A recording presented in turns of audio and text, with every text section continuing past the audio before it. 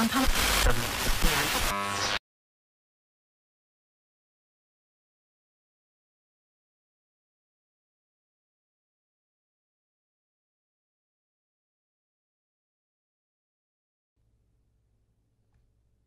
Salut, bienvenue à la 21e partie. Les hommes modernes ont remplacé les anciennes populations, commencent à pratiquer l'art et désormais les événements s'accélèrent. Puisque chaque région évolue à des rythmes différents, nous allons effectuer un tour du monde, continent par continent, lorsque le climat de la dernière ère glaciaire se met enfin à se réchauffer. Alors commençons par le Proche-Orient. À partir de maintenant, de par sa position de carrefour entre trois continents, la fertilité de ses terres et, surtout, par le dynamisme de ses populations, les populations du Proche-Orient détiendront longtemps la palme d'avant-gardiste. Lorsque le climat commence à se réchauffer, le Proche-Orient était composé de steppes boisées en densité décroissante de la mer jusqu'au désert. Comme tous les chasseurs-cueilleurs d'expérience, ces hommes connaissent les troupeaux sur leur territoire et connaissent bien leurs plantes. Les premières expériences de graines replantées par l'homme remontent sans doute à cette époque, c'est-à-dire que les hommes auraient peut-être transporté des petits sacs de graines sur de très vastes distances. Replanter les graines serait facile sur les terres fertiles du Proche-Orient, et il est à peu près impossible d'identifier une plante replantée ailleurs. Mais s'ils ont compris le lien entre la graine et la plante, le geste, lui, n'est pas systématiquement répété avec les plantes replantées. Bref, aucune plante n'est encore domestiquée à cette époque. De toute façon, les nomades ont peu de raisons de gaspiller leurs graines en les jetant par terre. N'oublions pas qu'en voyageant, ils trouvent du blé, de l'orge, du seigle, des pois, des lentilles, du lin, des fruits, des noix, etc., et ils n'ont pas besoin de les planter. Il suffit de connaître l'endroit et le moment de la récolte. Ils chassent tous les petits animaux, dont les oiseaux et les reptiles. Ils pêchent des poissons, des crabes, des moules et récoltent des algues. Selon les opportunités, ils chassent du gibier un peu plus gros, donc les porcs, les moutons, les chèvres, mais aussi le bétail sauvage, les gazelles et les ânes. À certaines périodes de l'année, les groupes des régions désertiques convergent par centaines vers les oasis, comme par exemple à Azraq, qui attire les animaux de la région. Mais pour le moment, ces endroits n'ont pas suffisamment de ressources pour que les hommes y restent à l'année longue. Pendant leur séjour saisonnier, ils devaient se raconter des histoires, faire le point sur les déplacements des troupeaux, s'échanger des cadeaux, des pots, des coquillages, et ainsi de suite. Et parfois même changer de tribu pour se marier. La culture du Proche-Orient, à cette époque, est appelée Kebaran. Notons ici que la culture Kebaran est nommée d'après le site Kebara, où leurs traces ont été découvertes en premier, et que les coquillages prisés de la culture Kebaran sont les dentales, en forme de cône. Jusqu'autour de 14 500 ans, le désert à l'ouest devient progressivement une plaine herbeuse contenant du blé, de l'orge et du seigle, avec des arbustes ici et là. Et peu à peu, les arbres se répandent dans la région, donc les chênes, les pistachiers, les poiriers. Regardons maintenant l'Afrique. Le continent africain est particulier.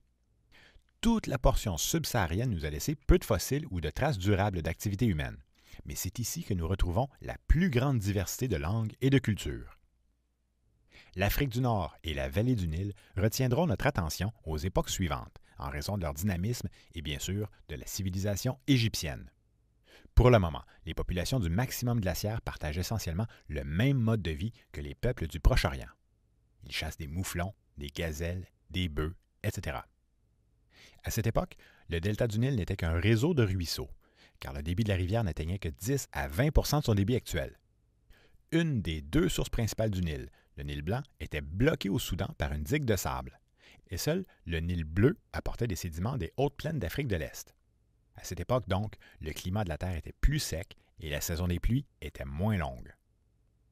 De chaque côté du Nil, les déserts sont presque totalement dépourvus de vie. Et l'étroite vallée très fertile du Nil, malgré l'omniprésence des crocodiles, permit aux hommes d'occuper la région, de cette époque lointaine, jusqu'à nos jours. Installés au sommet des buttes et des collines, ils sont exposés au vent et au sable, mais ils sont à l'abri des crues qui inondent la vallée. Ils chassent toutes sortes d'animaux de la région, comme les bubales roux et les gazelles. En passant, les gazelles, comme les autres ruminants adaptés à la végétation aride, obtiennent une partie de leur eau à même la nourriture qu'elles mangent. Et elles ont moins souvent besoin de s'abreuver aux rivières, ce qui en fait des proies difficiles à chasser.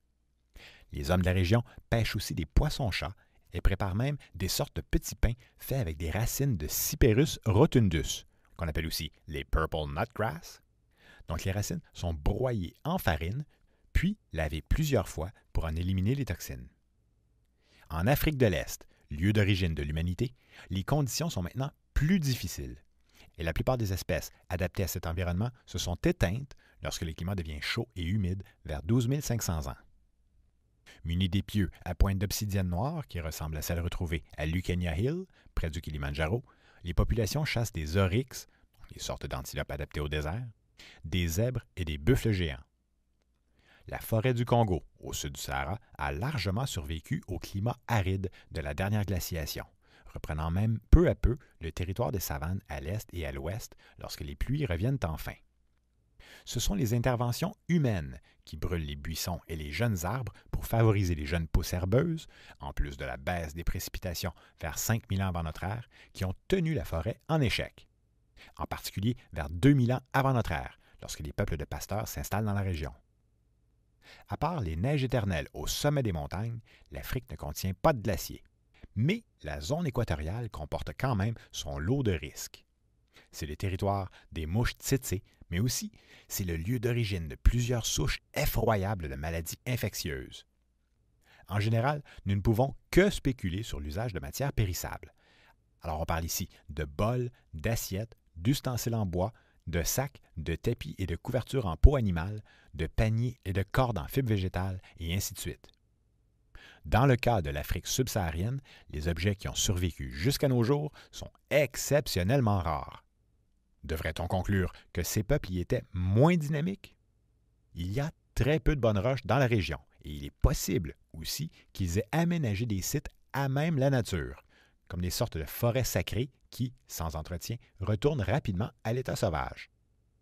Conséquemment, les traces d'occupation humaine dans cette région semblent perdues à jamais.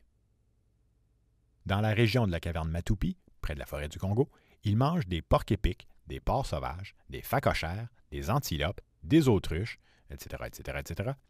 On trouve aussi la Sansevieria, une merveilleuse plante antiseptique dont les fibres peuvent servir à faire des bandages.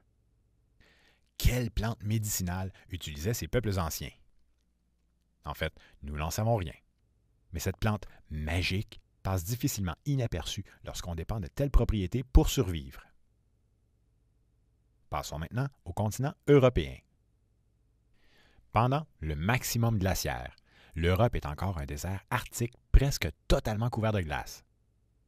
À partir de 18 000 ans, la température s'adoucit un peu, mais les petits groupes d'hommes ne s'éloignent pas encore vraiment du sud. Le climat plus chaud et la fonte du glacier, ce dernier occupant une bonne partie du territoire, entraînent un changement majeur de la flore et de la faune. Vers 15 000 ans, nous retrouvons des herbes et des buissons en Europe centrale, avec des rennes et des buffles adaptés au froid. Puis, vers 14 500 ans, s'ajoutent des cerfs rouges, des porcs sauvages et des chevaux, pendant que les arbres deviennent plus nombreux. La faune adaptée au froid, elle, progresse alors plus au nord. Vers 14 000 ans, les glaciers n'occupent déjà plus que le nord de l'Allemagne, les pays scandinaves et l'Angleterre. À partir de 13 000 ans, de nouveaux animaux, habitués à un climat plus chaud, arrivent en Europe. Des ours, des lions, des oies, des cygnes, pour ne nommer que ceux-là. Et c'est alors que les populations humaines commencent à repeupler progressivement le nord en suivant les troupeaux de rennes, de chevaux, de bisons, de mammouths et de rhinocéros poilus. Il faut un minimum de 500 individus qui ne peuvent s'aventurer trop loin s'ils veulent rester en contact avec les populations du Sud, donc il faut plusieurs générations avant de pouvoir coloniser le nord européen. Alors ici, le chiffre de 500 individus est symbolique, mais il assure que les natalités excèdent les mortalités et assure aussi qu'il n'y ait pas trop de consanguinité. Donc avant 12 500 ans, les conditions rudes au nord empêchent les hommes de repeupler le territoire en masse. Et l'on peut encore affirmer que l'Europe demeure essentiellement inhabitée. Après 12 500 ans, pendant environ un demi-millénaire, les peuplades vont occuper des régions de plus en plus au nord, à un rythme moyen d'environ 1 km par année. vers 12 700 ans, les chasseurs le long du Rhin se regroupent l'hiver et l'automne pour pratiquer des chasses de grande envergure pendant que l'Angleterre reçoit ses premiers habitants depuis le dernier maximum glaciaire. L'île était alors reliée au continent par un territoire appelé Doggerland, où sont présentement la mer du Nord et la Manche. Dans le bassin parisien, les chasseurs utilisent des trappes naturelles pour attraper leurs proies, donc les rennes, les chevaux, les ibex, les chamois et les cerfs. Les températures hivernales baissent encore sous la barre des moins 20 degrés Celsius, et il arrive parfois que les groupes se fassent prendre par surprise par le froid. À titre d'exemple, en Angleterre, dans la caverne de Gough Cave, 4 adultes et un adolescent ont été démembrés. Les traces d'outils sur leurs os démontrent qu'ils ont été mangés par d'autres hommes. Ont-ils été tués? Sont-ils morts de faim ou de froid? Nous n'en savons rien, mais ils ont servi de repas à des semblables. Les informations sur la nourriture sont une question de survie pour tout le monde, et les populations s'échangent les dernières nouvelles sur les déplacements de troupeaux, les plantes, la température, et s'apprennent des nouvelles techniques. Comme ils voyagent beaucoup et qu'ils s'échangent des objets, nous avons une idée partielle de leurs échanges et de leurs voyages par des coquillages retrouvés à plusieurs centaines de kilomètres de leur source. Pendant longtemps, les peuples d'Europe seront de véritables pionniers, voyageant vers le nord pendant l'été et se retirant vers le sud pendant l'hiver. Le climat et l'environnement changeaient beaucoup d'une génération à l'autre, et ces nouvelles connaissances du terrain étaient vitales. On peut se demander pourquoi ces hommes essayaient-ils d'aller vers le nord? Avec des conditions meilleures au sud, pourquoi s'entêter à vivre dans un climat plus aride? Il y a certainement plusieurs réponses à cette question. Les populations grossissent et doivent chasser toujours plus loin. Peut-être aussi que certaines ressources étaient plus prisées, comme les peaux de certains animaux. Peut-être aussi que l'homme est simplement curieux. Peut-être que notre mode de vie était si profondément ancré qu'il ne se rendait même pas compte d'une génération à l'autre de repeupler un continent. Le demi-millénaire de pionniers, entre 13 500 et 13 000 ans, ne dure en fait qu'une vingtaine de générations. À cette époque, il ne semble pas encore y avoir de cimetière. Les morts sont enterrés individuellement. Passons maintenant à l'Asie. En mentionnant encore une fois que la majeure partie de ce gigantesque continent manque d'informations. En Inde, les traces de demeures et de tombes sont quasi inexistantes. Il y a très peu d'ossements et les dates réelles d'occupation sont généralement inconnues. Pour le moment, disons que peu de choses semblent changer en Inde. C'est-à-dire à part l'inondation des plaines de l'Ouest lorsque les niveaux de la mer augmentent. Le climat sec ayant réduit la taille des forêts, l'érosion causait certainement plus de dommages qu'aujourd'hui. Au nord, on retrouve les montagnes Himalaya, les plaines alluviales de l'Indus et du Gange, et le désert du Thar. Au sud, de vastes forêts communiquaient peut-être avec le Sri Lanka. Ils utilisent des microlithes, comme ailleurs, et certaines traces de microlithes du Sri Lanka dateraient même d'avant le maximum glaciaire. Après 9600 ans, la mousson, le vent violent qui apporte les pluies torrentielles saisonnières, la mousson devient si forte que le nombre de traces retrouvées à l'intérieur des abris augmente en flèche. Dans les steppes de Russie, on retrouve des forêts de chênes, de saules, de bouleaux et toutes sortes d'animaux des steppes. Donc des ours, des renards, des porcs sauvages, des élans, des lynx et des oies sauvages. Plus au nord, les arbres sont adaptés au froid. Et encore plus au nord, il ne reste que des vastes plaines herbeuses où vivent les mammouths. Les sites de Deuktai Cave, de Studenhoe et de Berelek, dont les dates d'occupation sporadiques tournent autour du maximum glaciaire jusqu'à environ 12 000 ans, ces sites contiennent des ossements de petits gibiers typiques des steppes et de la toundra, comme les lemmings, les renards et les lièvres, et quelques gros mammifères comme des rennes, des chevaux et des bisons. Pour certains spécialistes, les pointes d'épieux vers les dernières occupations, donc vers 12 000 ans, ressemblent aux pointes Clovis d'Alaska, qui dateraient de 11 000 ans. Alors que pour d'autres spécialistes, il ne s'agirait que de deux évolutions parallèles d'une même souche technique. Les sites dans la toundra du maximum glaciaire sont parfois à quelques kilomètres des glaciers, où les habitations utilisent des défenses et des ossements de mammouth. Est-ce possible que les mammouths aient été chassés par l'homme? C'est peu probable qu'ils les aient chassés sérieusement, car les risques sont très élevés. D'autant plus qu'il y a abondance de plus petits animaux, plus faciles à attraper, comme les rennes, les poissons et ainsi de suite. Donc il semble plutôt que ces géants des plaines s'embourbaient dans les marais. Nous connaissons d'ailleurs plusieurs de ces cimetières de mammouths, dont certains fossiles ont des morceaux manquants. En Ukraine, tout près du glacier, 5 familles se sont bâties 5 igloos de branches et d'os de mammouth, ainsi qu'un 6e habitat, sans occupant régulier, mis à part un crâne de mammouth peint avec des rayures rouges en plein centre de la pièce. Cette demeure contenait des instruments de musique, c'est-à-dire une flûte en os et des bâtons de tambour, et elle aurait pu servir de salle de réception ou de maison commune pour les longues soirées d'hiver. Ici, à cette latitude, le soleil se couche très tôt l'hiver. Les temps sont durs, mais rien n'oblige à être triste. Les Jomons du Japon sont possiblement une des cultures les plus dynamiques, mais aussi une des plus mystérieuses de cette époque. Nous leur attribuons maintenant l'invention des premières poteries. En passant, nous avons longtemps cru que la poterie fut inventée au Proche-Orient, donc peu après l'ère glaciaire. Mais les poteries de Odai Yamamoto dateraient d'environ 14 500 ans, et celles de Fukui Rock Shelter Cave les précèdent de plusieurs millénaires. Le nom Jomon fait allusion aux marques de cordes végétales qui forment des motifs géométriques méticuleux sur les poteries.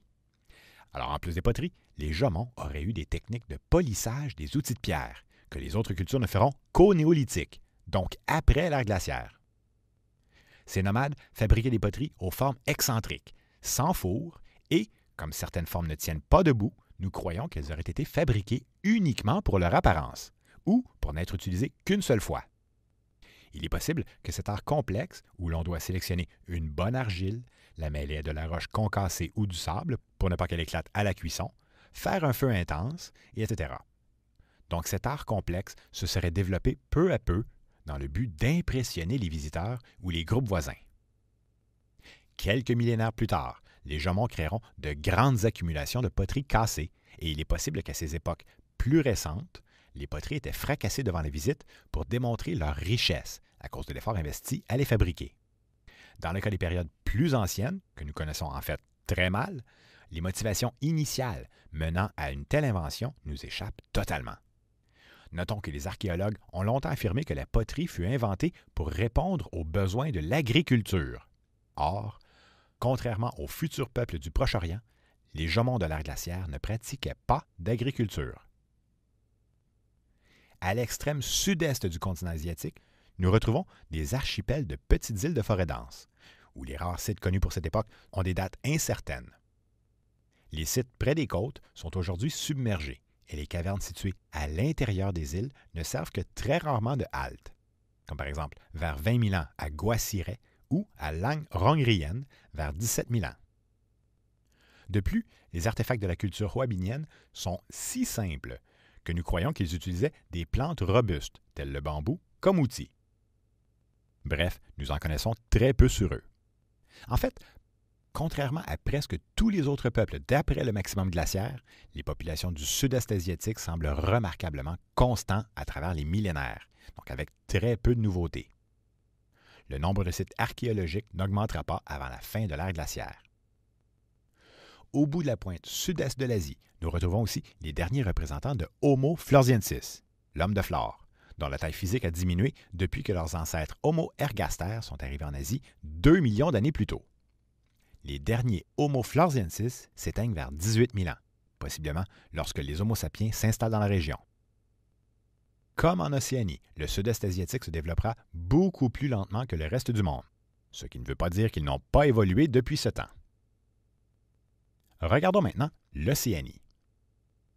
Avec le réchauffement d'après 20 000 ans, la pluie revient et quelques lacs réapparaissent. Pour le moment donc, les conditions dans le désert australien s'améliorent un peu, mais les traces connues sont très sporadiques et avant 14 000 ans, les occupations restent de courte durée.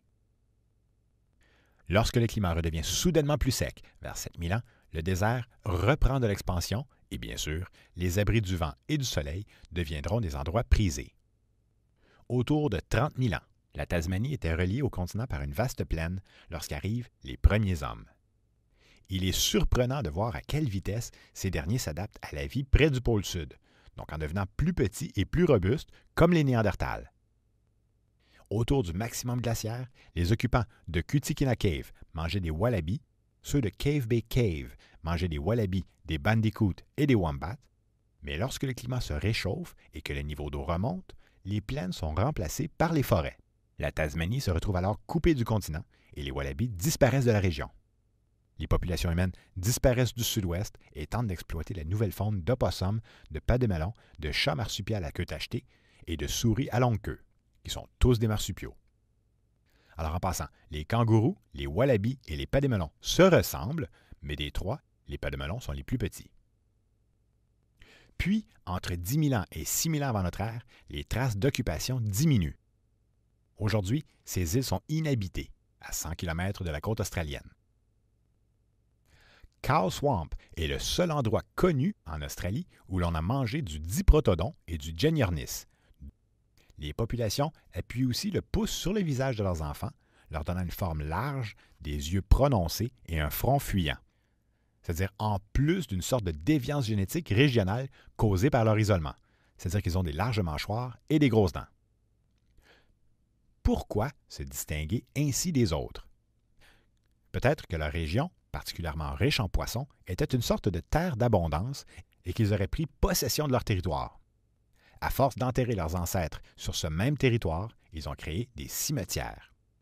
Dans la région de Murray River, les ossements enfouis dans ces cimetières anciens seraient véritablement ceux des ancêtres directs de la population locale actuelle, à l'exception des immigrants, bien sûr.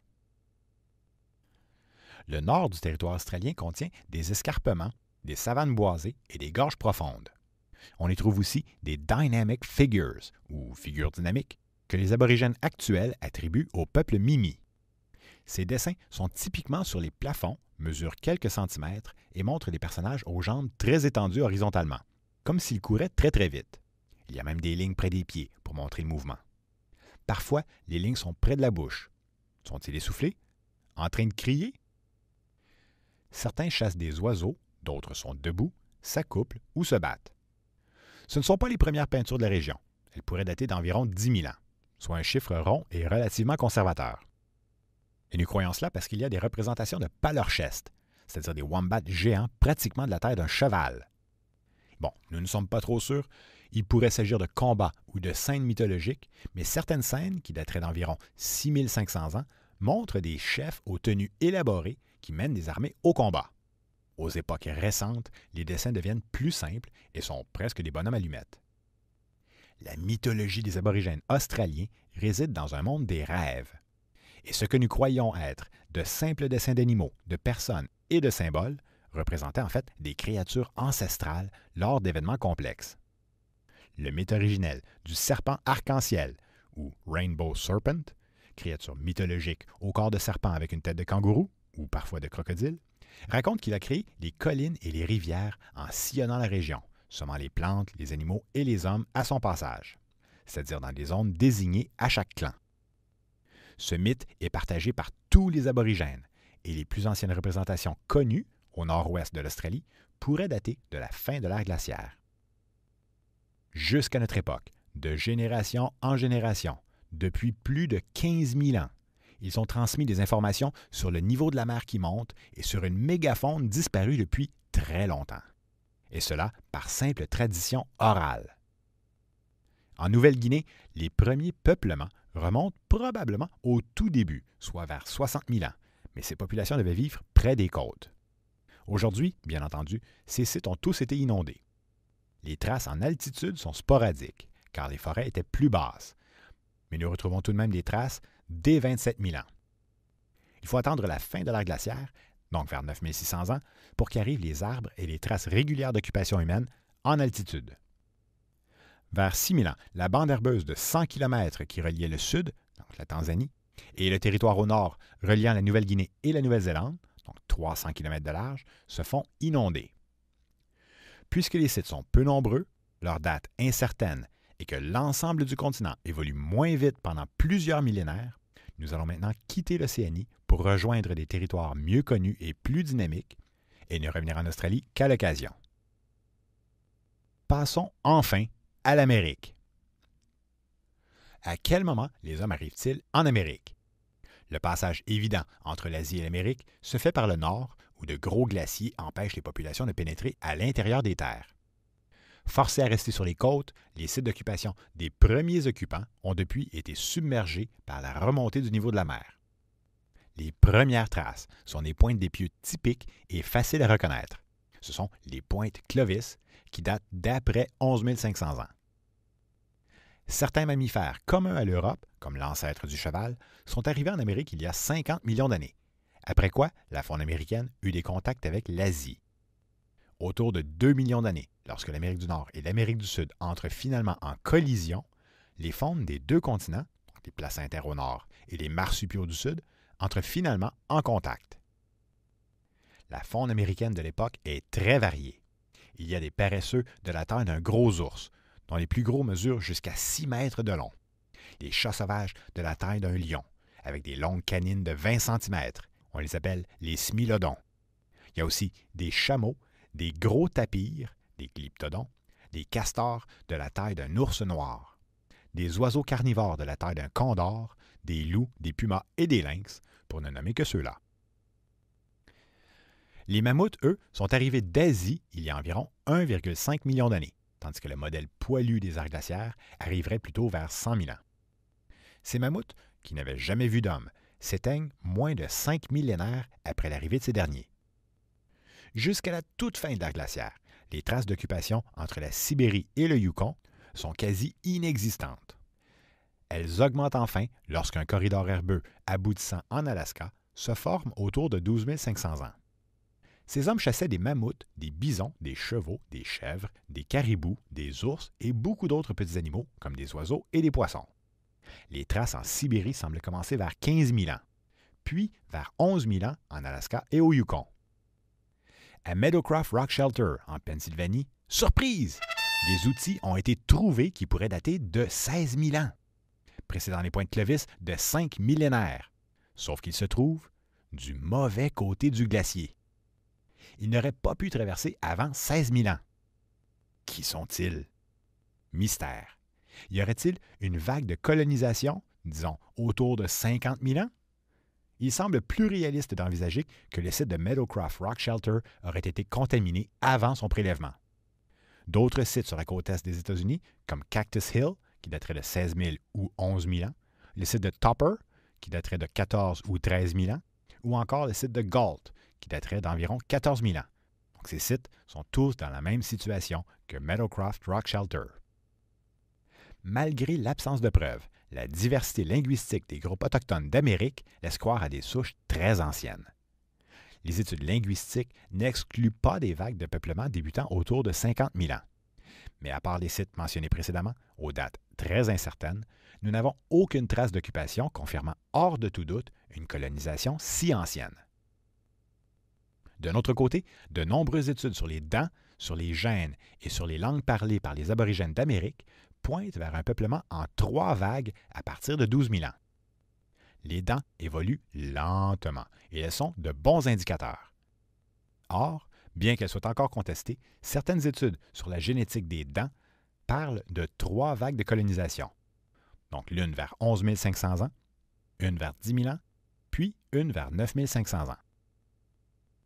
Depuis le premier contact des populations américaines avec les Européens, soit à partir de Christophe Colomb en 1492 de notre ère, nous avons identifié plus de 1000 langues autochtones, que nous divisons parfois en 3 familles. La première, Esquimau-Aleut, la deuxième, Na-Dene, et la troisième famille, la famille amérinde. Notons que selon les spécialistes, cette troisième famille est souvent contestée. Certains généticiens nous proposent 4 groupes, d'autres 3.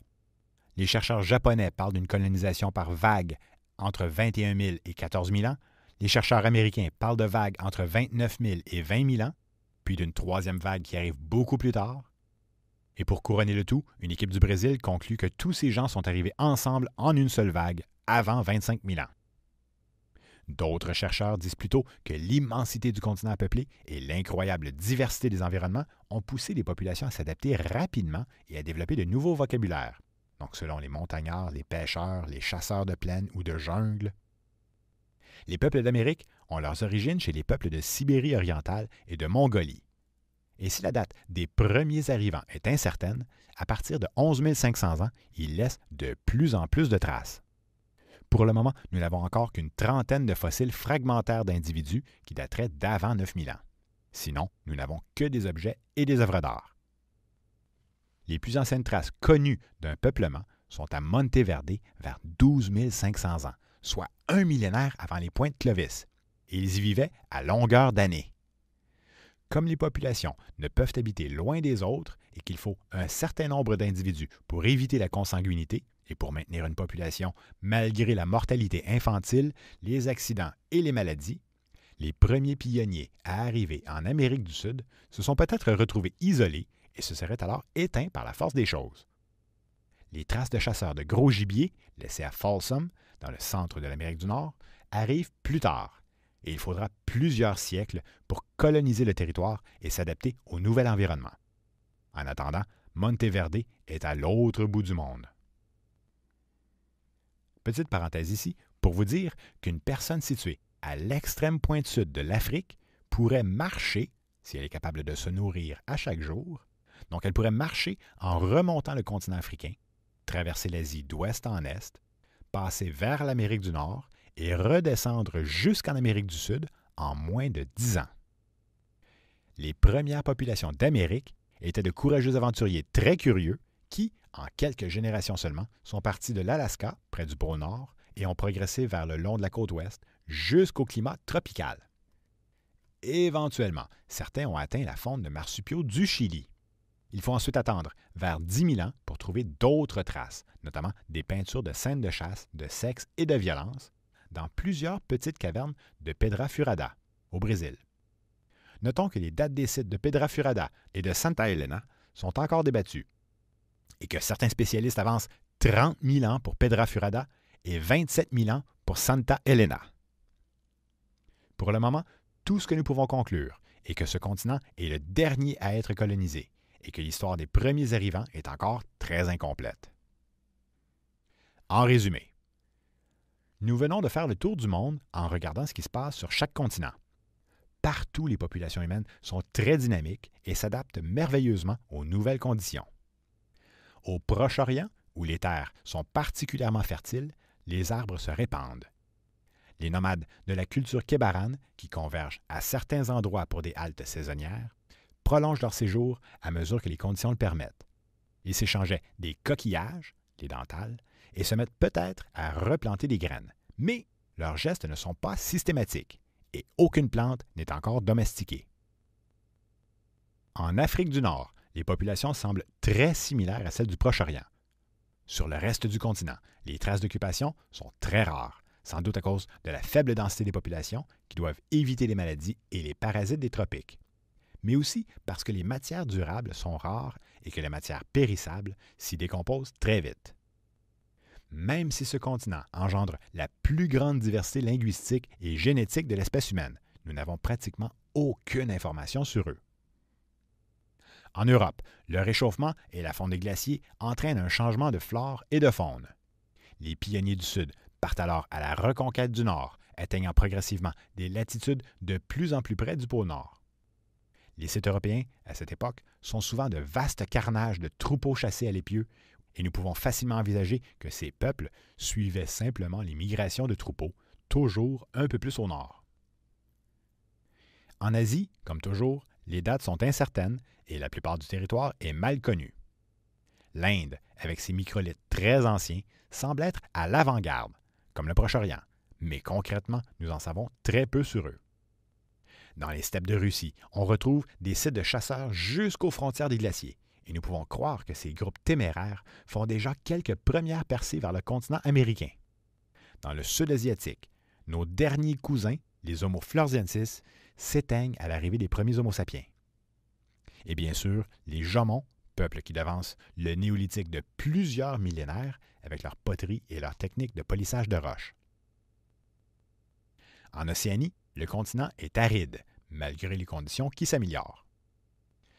Rapidement, près du pôle sud, les Homo sapiens s'adaptent au climat plus froid et commencent à ressembler aux Néandertals, pendant que les habitants de Cow Swamp, sorte de paradis terrestre pour le continent, prennent possession d'un territoire. Grâce à un mythe originel partagé de tous, celui du serpent arc-en-ciel, la cohésion des peuples est assurée et leur permettra, par simple tradition orale, de perdurer jusqu'à nos jours. En Amérique, le glacier force les premiers pionniers à coloniser le continent par la côte ouest. Quand arrive-t-il? La question est encore chaudement débattue. Et que dire des sites sporadiques plus anciens? Contaminés? Qu'est-il arrivé aux habitants de Monteverde? Se sont-ils tous éteints? Les études linguistiques et génétiques disent que les vagues de colonisation sont très anciennes, mais elles ne peuvent s'accorder sur des dates. Chose certaine, le passage par l'Alaska s'ouvre vers 12 500 ans, et un millénaire plus tard, nous retrouvons de plus en plus de traces à l'intérieur du continent. Et n'oublions pas que, tout au long de la période où fondent les glaciers, le niveau de la mer remonte partout, et qu'aujourd'hui, la plupart des sites d'occupation humaine de cette époque sont submergés.